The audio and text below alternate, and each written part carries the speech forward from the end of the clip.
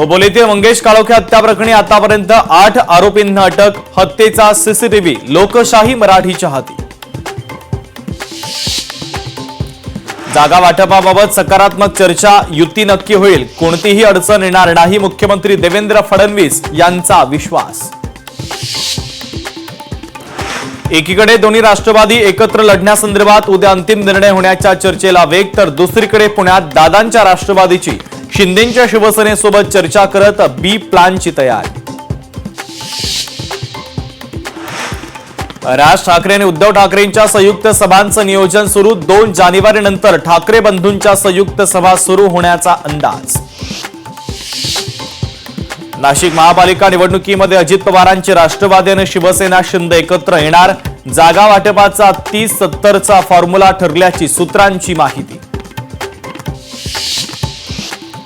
पुण्यात Bhajap शिवसेनेमध्ये बिनसलं, elective merit नसलेल्या जागांवर शिवसेनेचा दावा, भाजपमधील सूत्रांची माहिती।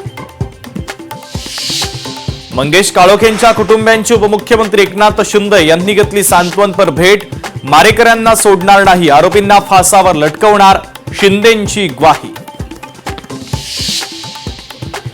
सुनील तटकरे रायगडच्या आकात, त्यांच्यामुळे रायगडमध्ये रक्तरंजित राजकारण सुरू, महेंद्र थोरवे यांची तटकरेंवर आगपाखड।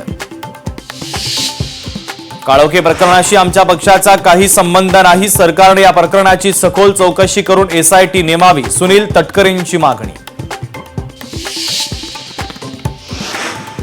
महायुतीला जर हवी असेल सत्तेची चावी, तर रिपाईला सन्मानजनक जागा मिळावी, रामदास आठवलेंकडनं कविता ट्विट करत महायुतीवर नाराजी व्यक्त।